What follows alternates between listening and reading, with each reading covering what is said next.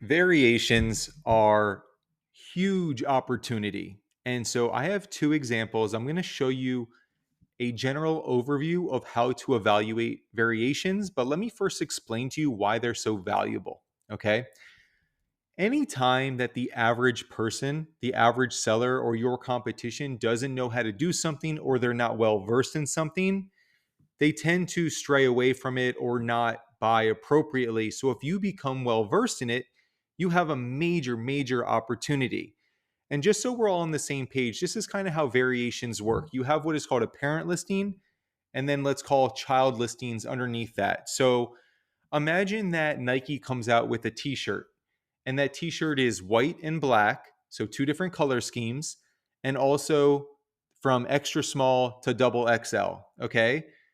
So the Nike shirt is the parent listing, and underneath that is going to be every white shirt from extra small to double X and every black shirt from extra small to double X. So what is that? Extra small, medium, large, XL, double XL, black and white. So 10 variations under one listing. So if you just come across the listing, let's say it's a 50,000 sales rank, and you scan at the store the medium black, well, just because the 50,000 sales rank that you look at, it might not be for the same size that you're looking at, or just because yours fall under the sales rank of the parent listing, it doesn't mean your item performs at a typical 50,000 sales rank, just for example here, okay? So then the question becomes, well, how do I know if it's selling or not? What you do is go into Keepa, and I'm going to show you some context clues. Now, before I show you that, the first thing that you need to understand how to do is estimate.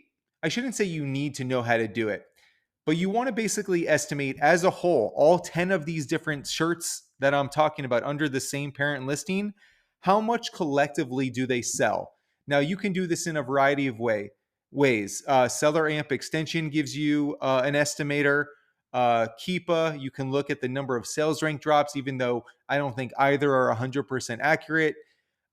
Really, it's not really a big deal. You're not trying to guess it 100%, but like you do want to have an understanding of how much does this size and shape, this variation sell relative to the total number of sales that I think it gets in a month. And then I can just buy a couple to make sure it's selling, etc. So the name of the game is not guessing the right number correctly. The name of the game is understanding what piece of the pie does it have, and is the whole pie as a whole enough to gauge my interest. Okay, so I got two examples here. First up, I have this Starbucks K-Cup variety pack. So what you do, if I were to look at one chart, okay, you would look at this, but here's the variations tab. And by the way, if there wasn't variations on a product, this tab wouldn't be here. So you know it's the sole one, okay? And so here we are. There's three variations. First things I like to do, this ratings column here, you see there's a little trophy icon. They always put that next to the product that has the most amount of ratings, or the biggest percentage of ratings. Okay, so this one has 41 ratings, 61% of the ratings. This one has 10 ratings, 15%. This one has 16, 24%. And by the way, before we go further, here's a good little tip.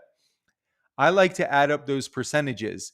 Now, this one does equate to 100%, which is what all variations should. But sometimes I'll only see 3 and it only adds up to like 87%. That means there's one that's probably out of stock that's in the Amazon stratosphere that I need to go find, whether I go to Amazon.com and look at it from a customer's lens. Because if it's not here, that could be a great opportunity. This one, 100%, means these are all three variations. Okay.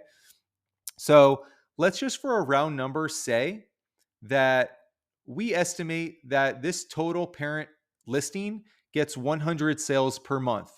Well, what I like to do is say whatever the percentage is of ratings that this product gets, that's how many of the reviews they're going to get out of that 100. So, so if an item sells 100 times a month and this one gets 61% of ratings, I'm assuming this one sells 61 times a month. I'm assuming the second one sells 15 times per month because they have 15%.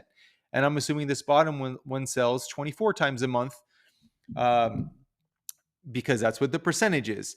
Now, is that 100% accurate? No, but there's no perfect way of doing that. So that's a very reasonable way to say, if nothing else, hey, this top listing is the best selling one, the bottom one's the second best, the middle one's the third best. Okay.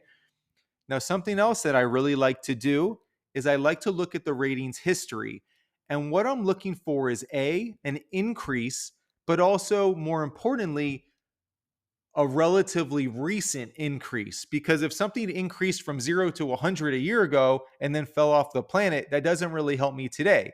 But if something a month ago had 10 reviews, now it's up to 15, that shows me nice, significant relative growth.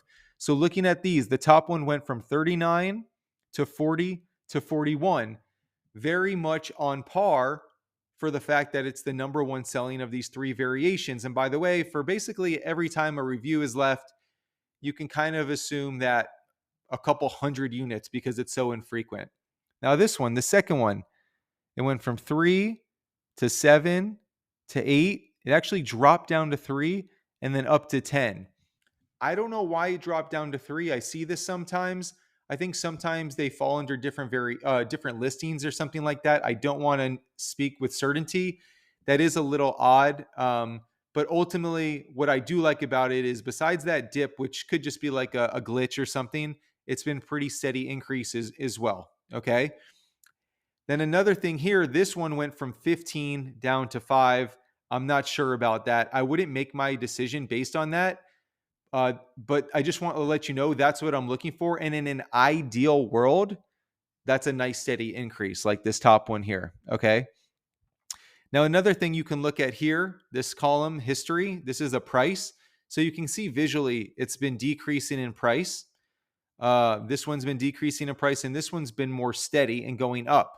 Just something to keep in mind. It's not a make or break, but I typically like to buy things as the price is going up, not going down. Okay.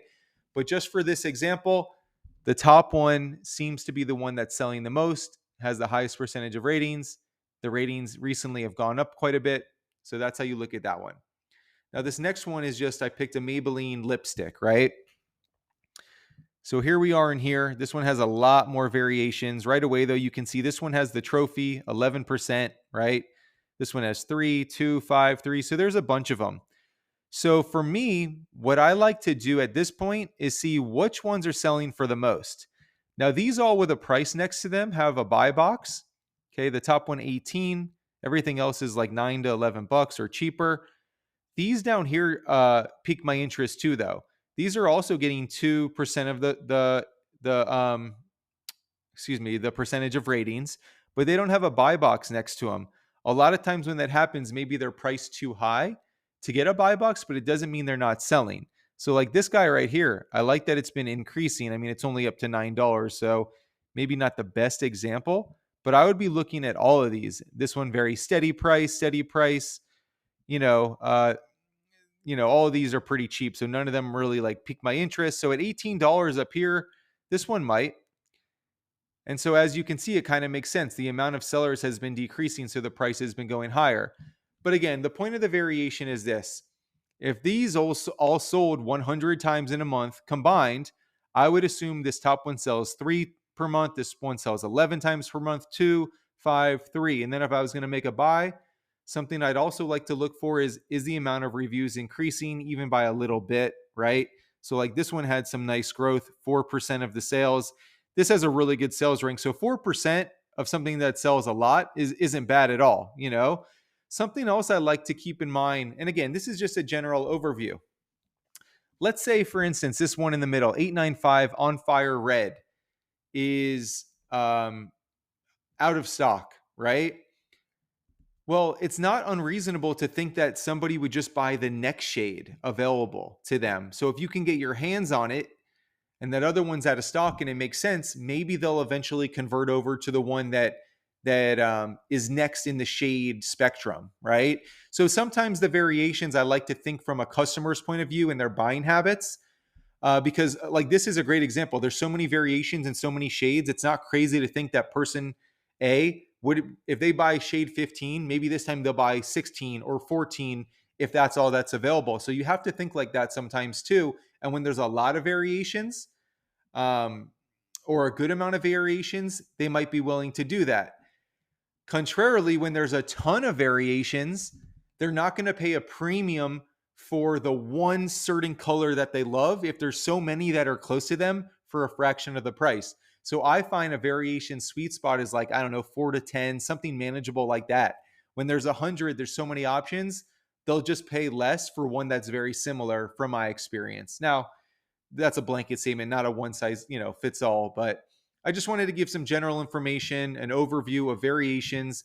And when you hear them, and that applies to sneakers and sizes and colors, so that you can just get an idea of which ones you want to look for. So many people aren't comfortable with variations. I like seeking out variations because once you get a hang of it, it's pretty straightforward and simple, and it's a great opportunity.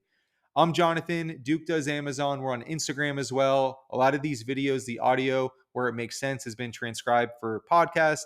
I also have discounts and links below to some tools and softwares that I actually use. Appreciate you guys being here and have a great day. Talk to you soon.